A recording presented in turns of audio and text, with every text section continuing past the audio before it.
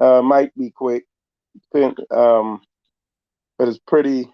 It's right in line with the other messages I've done. Uh, and this is regarding, as the title says, the significance of obedience. Okay. Um, that's what we are talking about here is the significance of obedience. And um, what I mean by that is,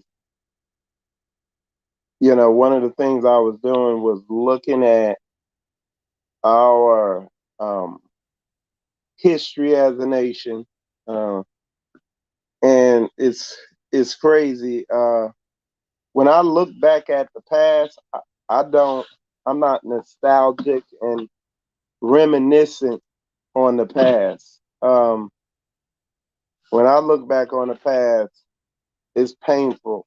Whether it's the recent past, whether it's my past, whether it's the 1950s and what we went through there in the 60s and all that stuff. And when I always look back at that, and then it's spectacular the fact that I look back and I'm like, wow. I was like, look at all this stuff we went through. And even when we are going through it, all we had to do was hear, O Israel. All we had to do was just listen to the word. But it's like we've been so far removed and brainwashed away from the true word and what the Bible's truly saying. It's like it's biblical prophecy. It's literally what the Most High said. He erased this thing out of our memory because what? Of disobedience. We did not know how to obey. That's why the curses came upon us as a nation. Um, and then you fast forward to now, or we won't even fast forward to now. I just can tell you firsthand in my life and coming up in the Air Force, in the military, and my struggles coming through the military because of what? My disobedience. I was disobedient when I was in the military. I've wrestled with uh, the authority that was in the military. Um, and you know, couldn't put two and two together. Couldn't figure out what it was till it took the 20 years of my military career. I would say it took 19. I did about 21 years total in the military. It wasn't until the last 2 years where the Most High started dealing with me and opening my eyes up to the fact that I wasn't obedient. I had that curse on me that I've seen on our people. When I talk about our people, I'm talking about black folks. I'm talking about black folks in my family. I'm talking about black folks I've seen in the military, and I'm talking about myself. I'm talking about um, working with other nations and just seeing them come in and flourish and just move up like regular, and then myself, the struggle I had, and others worse. I've seen a lot of people get put out the military just because of walking in that curse of disobedience that's on us as a nation.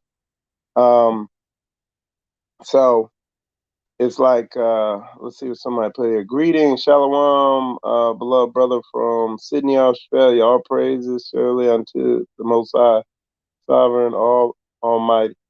Yeah, shalom to you too, brother. Um, so just looking at the effects of the disobedience, and even today, when I go out there in the so-called Hebrew Israelite community and just see the disobedience continue, the how brothers I wouldn't even call them brothers, but how people out there that call themselves Hebrews out in this so-called Hebrew Israelite movement and these other movements that are shooting off from that.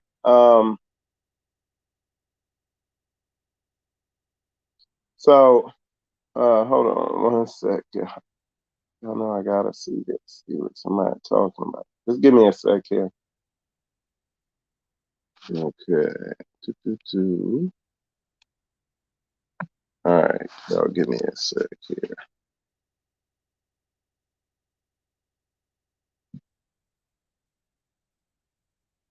Okay. Um, so yeah, just looking at today in the so-called Hebrew Israelite movement, nobody's putting two and two together. People aren't getting it. The brainwashing, I think it's a combination where the brainwashing is too heavy, where people make it too complicated. There's a lot of other spiritual issues tied in that's causing people not to look at the bottom line factor of loving your brother as you love yourself and loving the Lord your God with all your heart, mind, and soul, just like the book says. Um, People are still caught up in the disobedience. They don't see that they're totally blind to actions. People are totally mesmerized and convinced by people who are talking. And there's a lot of brilliant orators out there, people who can just talk a good game, but you don't see no footwork coming off it. Um, Pastor Dow put a video out yesterday, a real good video about are you prepared? What you need to just to be prepared for if something happens. On top of the messages he puts out, teaching spiritually, a very good message. I don't see anybody doing this. I don't see anybody talking about this in Hebrew dumb. Nobody, and let alone the fact that Pastor's not just talking about it; he's actually doing it, and I can verify it because bear witness to everything he said y'all need to do. He's doing. I've eyewitness seen it. Okay, physically, you know what I mean. Um, and in the meantime, there's just distraction after distraction coming forth out there in the Hebrew Israelite community. I was talking about the latest one, this OASP Bible thing. That's the latest big distraction to get you off and to get you sidetracked. Okay. Um, that's another one. Is that one right there? Um, like I said, this OASP thing. Is just another deeper level distraction when the Bible is so basic. People sitting there reading through the whole book over and over again, studying it, trying to figure out a way to pick it apart instead of, oh, this word means this and this didn't say this and this deity ain't this and all this shit. It's like, wait, how are you gonna know whether something's real or not? What does the word say about that? What does common sense say? It says, test all things and hold fast to that which is true. So when people are like, oh, no, yeah, it's textual criticism. We have to test the text and the validity of the text, and they go off and all this stupid shit. Test it. Just do what it says. Deal with your wife the way the Bible says to deal with a wife. Um, Deal with people at your job the way the Bible says to deal with people at your job. Deal with your brothers and sisters the way the Bible says to deal with your brothers and sisters. Deal with your resources the way the Bible says to deal with your resources. Okay? Do that. Why aren't we doing that? Why aren't we dealing with our resources the way the Bible says to deal with our resources? trying to figure out why aren't we doing that? Why aren't we dealing with our resources that way? It says, test all things, hold fast to that which is true. And what you have, you look at Straightway, look at Pastor Dow, 30 years of doing this, testing the text and holding fast to that which is true. It says, test all things and hold fast to that which is true. You go there, look at Pastor Dow, he did it, and you can see the fruit, and he got the fruit on display, the results. And then you got these other people ever learning, never coming into the knowledge of the truth. Of never, like these people who are doing these videos, they never do anything but make videos and talk. They are living just like a Babylonian. They're fully living under the curses. They're fully assimilated into the Babylonian construct known as, you name whatever country you're in, fully assimilated in there, functioning as part of that, nation or whatever that they're in, and not coming together, oh, nation not desired. You know what I'm saying? So it's just high level disobedience, going back to what I said. And it's just the significance of disobedience. Now let's break this down to even more basic level. The significance of disobedience is why we can't ever have anything. The brothers and sisters here in Straightway, Florida, they're finding out right now. Some of the people down here in Straightway, Florida, find out, not the serious minded saints, but some people in Straightway, Florida, are finding out that the things that you get rebuked on, the things that you need to correct and get in line, are exactly why you don't have anything right now.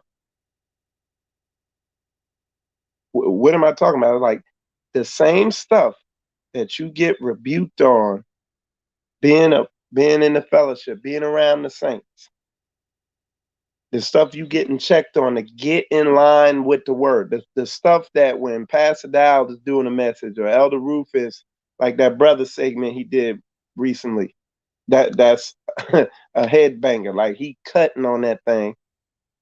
And the stuff you getting rebuked and corrected on in these messages from your leadership, from whatever, that stuff is exactly why, as a nation, we don't have nothing. For those exact reasons, because you can't do what you're told, because you don't have a spirit of excellence about you, because you insert it, because you're not in your biblical role as a man, because you're not in your biblical role as a woman. You insert it in there, and that's why you in the predicament you in. That's why you're reliant on a wicked ass nation for all things, because that wicked ass nation is more obedient than you are.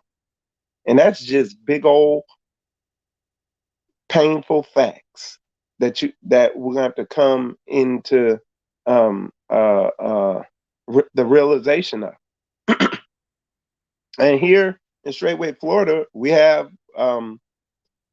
brothers and sisters from other nations and stuff like that here, and I can see the difference. Like I see the curses on our people, and then these people from other nations, now they're not perfect, but they don't wrestle with obedience like our people. Nobody wrestles with obedience like black folks. I'm telling you. And it's not every single black worker. We got brothers who come in here who clearly they done broke the curses and they don't wrestle with obedience. But that's more the what do you call that? That's not the norm.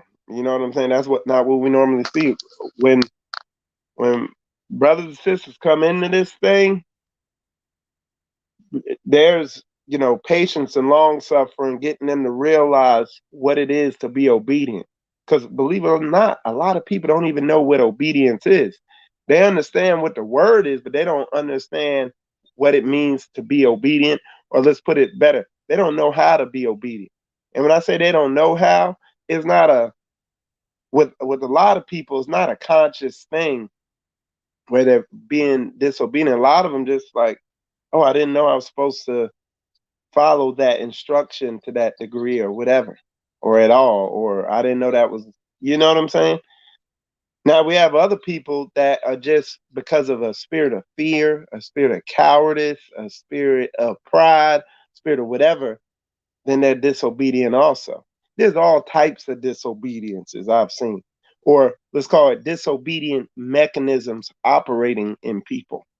But the thing is, and even in my time, I'm not saying I'm perfect, but I'm talking about I waged war against it. Okay, but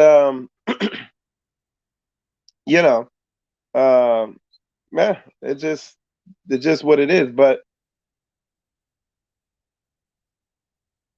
the effort has to be there to break through this thing, you know. And again, oh, this isn't something you work at. This is something you war at. Okay, so um, you know, and it's the thing that undermines anything that we try to do as a nation. It's Satan's number one tool to upset the work. Okay, so it is what it. All right, I see somebody put. We got some comments in here, so I'm gonna go through them. Somebody said, "Greetings, shalom." Yaquab from Australia, good to see you in there. Ben Ben Eleazar, shalom to you. Um, somebody put something in there. Build upon the eternal chief cornerstone eternally. Okay. Yep. Somebody said obedience is better than sacrifice. That's right.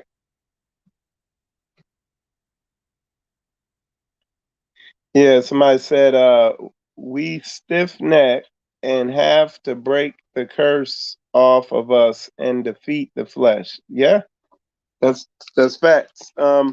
And like I said, that was one of my, when you a lot of times when you come into this Hebrew Israelite thing, you go through a lot of stages. I went through my whole militant Hebrew stage and not liking any people from any other race or nation and all that. I went through all that until Most High opened my eyes up to the fact that go ahead, take that out there. You kind of so I went through that whole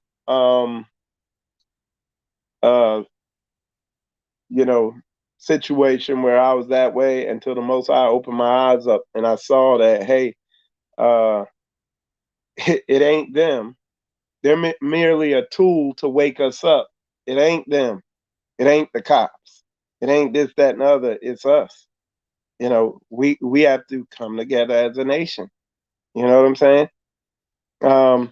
And it's funny, like when these other nations, and I'm telling you this because, like I said, we have a business that basically all the men in our community work for, and when these other nations see us functioning according to what the book says, not these other books that y'all finding that y'all claiming defeat the Bible.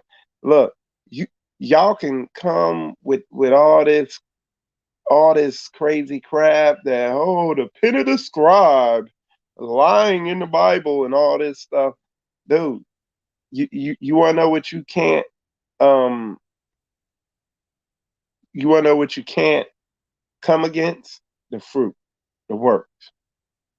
You know what I'm saying? What the Bible says works. Y'all, I watch y'all doing videos rolling blunts up, killing killing your drive. Know that THC kills. What's that? Testosterone. It kills your drive. Look, I had a dude. we were debating about this, the marijuana, everything, and he was coming hard, boy, and he was in his feelings and everything. And then I said, well, you can't. Let me say this though, and I'm talking about we talking high and all this stuff like real like loud. We talking loud to each other, and the conversation real aggressive. I said, let me say this. I was like, that marijuana will take the drive out of you. And he was like, he just shut up. And he was like, yeah, you right about that.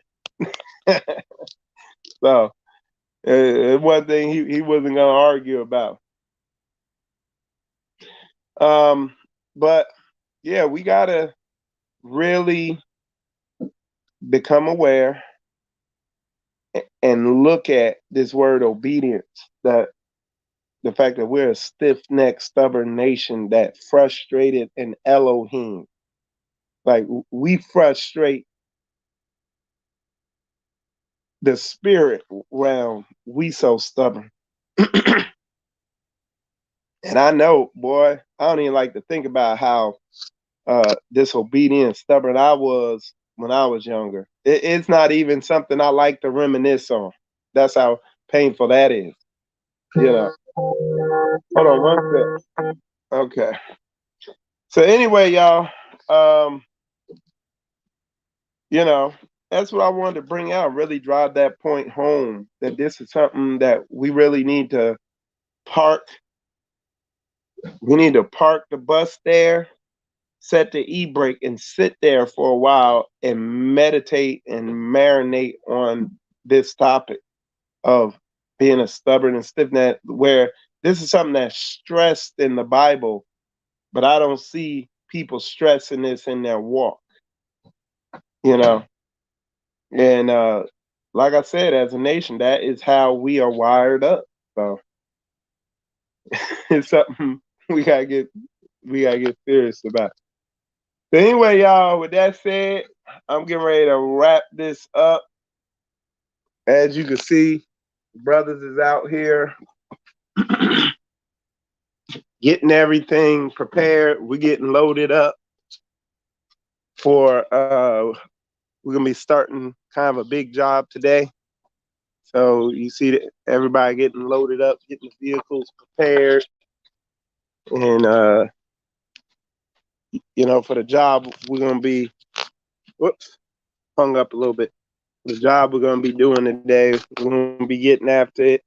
Um, luckily, a lot of it's inside, so this Florida heat is something to be dealt with. All right, let me see. Look like y'all posted some stuff in there. So somebody said, let's see. Uh, we have been groomed by religions for over 400 years to reject Yah's law at all costs and accept watered down. I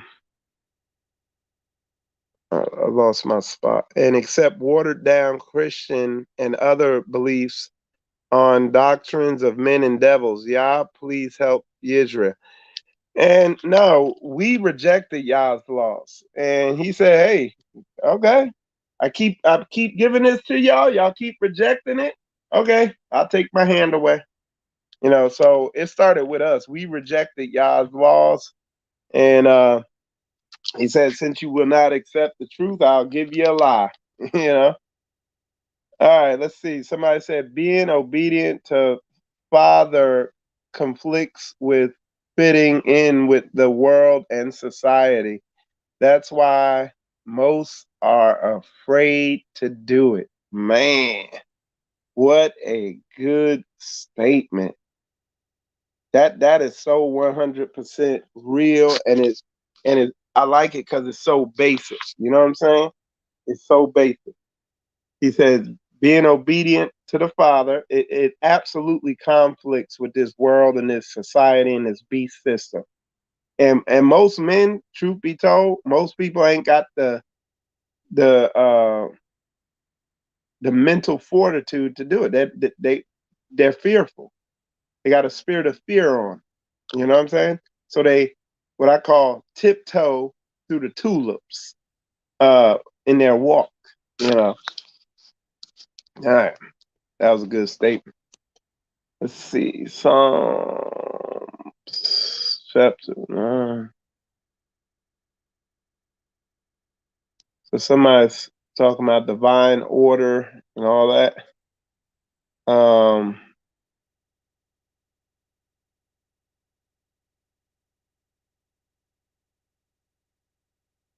so yeah, but yeah, y'all. My thing, like I see people getting caught up in they're majoring in the minors, you know. And my thing is, okay, you go in this word, what is he telling you to do? And people like, well, who is it? Who is it? He's saying he the Most High Yah. People are getting into all the little detail. Well, who wrote this and who did this and they did this and this scribe did this and that wasn't inspired and all that. Well, the only way you're gonna know whether this was inspired is by testing all things and holding fast and that which is true, not reading book after book after book after book and studying all this historical crap. Do what it says to do, and then that's gonna what's the result you get. Okay, try it. A lot of stuff that's the Bible tells us to do, you could just process it through in your mind and it makes sense. You don't even gotta get out and do. You just think about, yeah, doing it that way makes sense. Loving your brothers, you love yourself, and having all things in common makes sense. That's how these other nations do it. Um, Anyway, y'all, with that said, I'm going to wrap this up, press on with my plan of the day. Appreciate all y'all tuning in. And with that said, shalom, shalom.